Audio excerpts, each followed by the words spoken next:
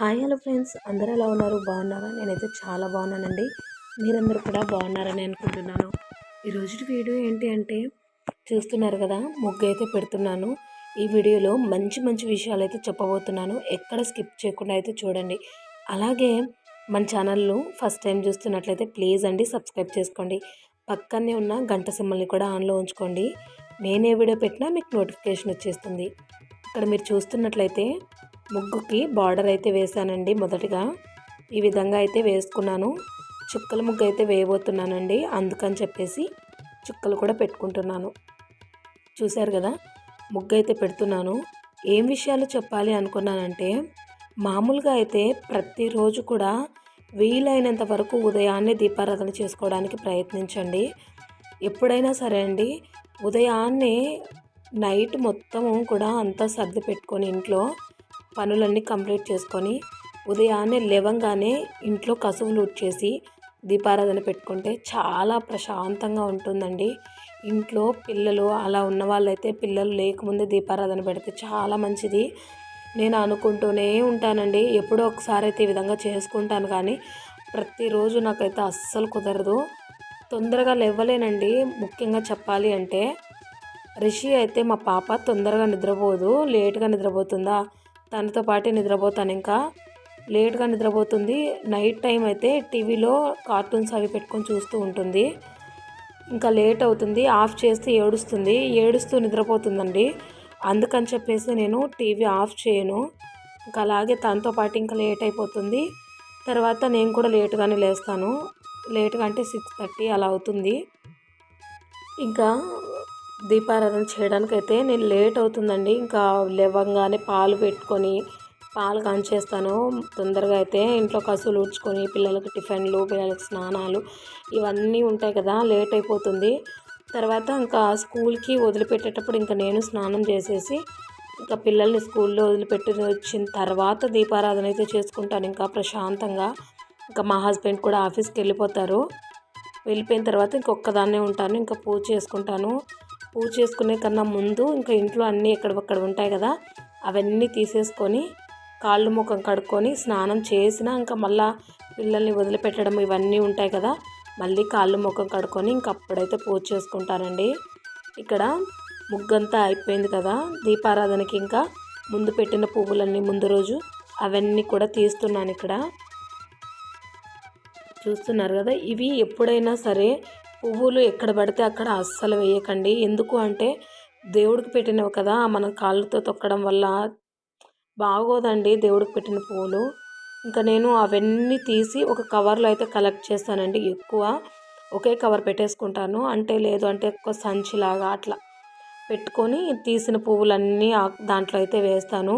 వీలుంటే మా హస్బెండ్ వెళ్తూ ఉంటారండి, బయట అలా వెళ్తూ ఉంటారు. ఎక్కడన్నా నీళ్లు పారేటప్పుడు ఆ వాటర్లో వేయాలి, అక్కడ ఇచ్చేస్తూ ఉంటాను, వేస్తూ ఉంటారు. లేదు అంటే మీ ఇద్దరం అదే పనిగా అయినా వెళ్ళి ఒకవేళ వేస్తాము. పోయే నీళ్ళు పారే నదిలో అలాగా మాకు దగ్గరలోనే ఉందండి. ఒక 2-3 కిలోమీటర్స్ అలా వెళ్తే దగ్గరలోనే ఉంటాయి. అక్కడైతే వేసేయచ్చు, మా ఫ్రెండ్ వాళ్ళ ఇంటికి వెళ్ళే దారిలోనే. ఇంక ఇక్కడ ఏంటి అంటే, ముందు రోజైతే బయటకైతే వెళ్ళామండి.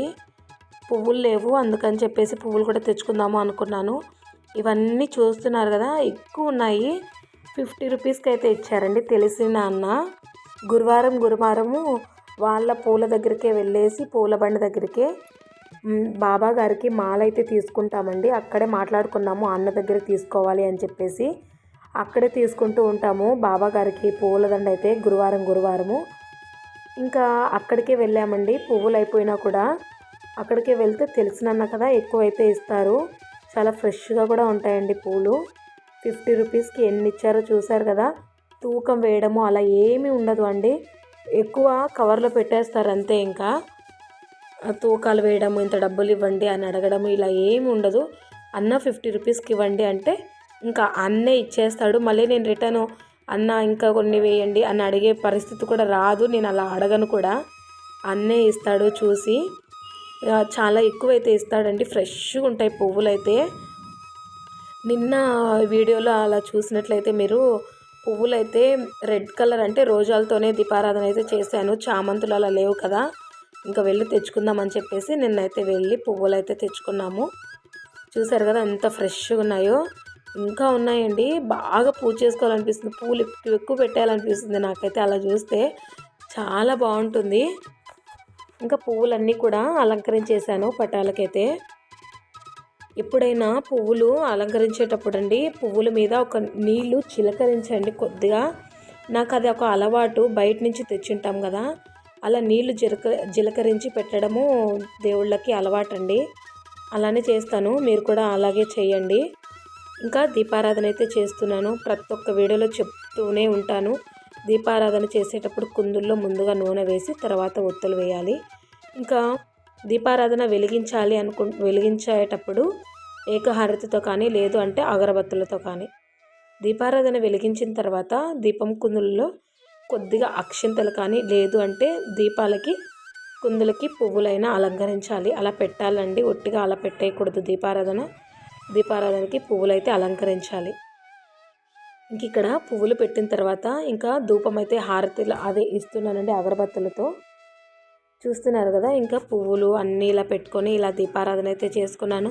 చాలా ప్రశాంతంగా ఉంటుందండి. ఈరోజు సండే కదా, పిల్లలకి స్కూల్ అయితే లేదు అంటే ఇల్లు ఇంత ప్రశాంతంగా ఉండదండి. వాళ్ళు బయటికి వెళ్ళారనమాట, అందుకే ఇంత ప్రశాంతంగా ఉంది. ఇప్పుడు వాయిస్ ఓవర్ ఇస్తున్నాను నేనైతే. వాయిస్ ఓవర్ ఇస్తున్నప్పుడు కూడా అండి కింద డిస్టర్బెన్స్ ఉంటుంది. ఇంకా తప్పదు కదా, ఇంకా మన పని మనం చేయాలి అంటే ఇంకా డిస్టర్బెన్స్ ఇవన్నీ పట్టించుకోకూడదు. ఇలా ఇంకా అగరబత్తులు కూడా చూపిస్తున్నాను దేవుళ్ళకి మొత్తం కూడా.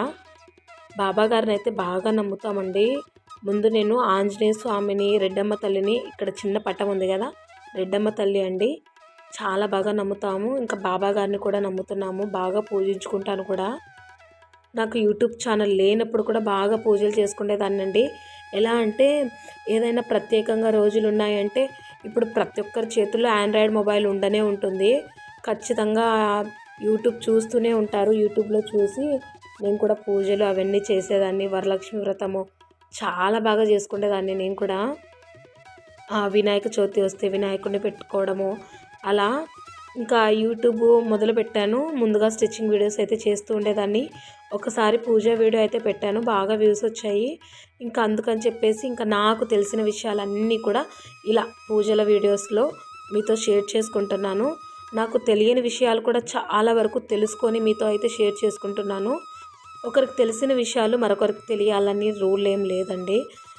కొందరికి ముందుగానే తెలుసుంటుంది, కొందరికి నేను చెప్పిన తర్వాత కొందరు తెలుసుకుంటూ ఉంటారు. ఇలా కూడా కొందరు చెప్పడం వల్ల నేను తెలుసుకుంటూ ఉంటాను. ఇలా ఉంటాయి కదా, ఇలా నాకు తెలిసిన విషయాలు మీతో షేర్ చేసుకుంటాను. నాకు తెలియనివి కూడా నేను తెలుసుకొని నాకు తెలిసినవి కొందరికి షేర్ చేయడంలో తప్పులేదు కదా. తెలుసుకున్న వాళ్ళైతే సర్లే అని వదిలేస్తారు, తెలియని వాళ్ళకైతే యూజ్ అవుతుంది కదా అండి. ఇదే నా మోటివేషన్ అయితే. నేనైతే ఇలాగే అనుకుంటాను, అందరికీ యూజ్ అవ్వాలనే అనుకుంటున్నాను. ఇప్పటి వరకు కూడా నా వీడియోస్ ప్రతి ఒక్కరికి, ఈ వీడియోస్లలో ఒక్కరికి యూజ్ అయినా చాలు అండి. నా వీడియోస్లో నాకు చాలా హ్యాపీగా అనిపిస్తుంది. ఇక్కడ చూసారు కదా, ధూపం కూడా ఇచ్చుకున్నాను. ధూపము ప్రతిరోజు వేస్తానండి నేను. చాలా పాజిటివ్ ఎనర్జీ అయితే వస్తుంది, చాలా మంచిగా ఉంటుంది. ఇంకా నైవేద్యంగా వచ్చేసి బయటకు వెళ్ళాము అని చెప్పాను కదా, పిల్లలు అరటి పండ్లు అడుగుతుంటే అరటి పండ్లు అయితే తీసుకున్నాము. అవే ఇక్కడ నైవేద్యంగా అయితే పెట్టాను, ఏమీ చేయలేదు. చూసారా చాలా ఫ్రెష్గా ఉన్నాయండి. ఇంకా ఆ దేవుళ్ళకైతే నైవేద్యంగా అయితే ఇచ్చాను. మన ఛానల్లో నిత్య దీపారాధన ఏ విధంగా చేయాలి, అలాగే నిత్య దీపారాధనలో కానీ ఏవైనా పూజలు కానీ ఎన్ని ఒత్తులు వేసి దీపారాధన చేస్తే మంచి ఫలితం ఉంటుంది, దీపారాధనకి ఏ నూనె వాడాలి, ఇంకా ఇలాంటి సందేహాలు చాలా ఉన్నాయి. గురువారము, శుక్రవారము, మంగళవారము రాగి చెంబులో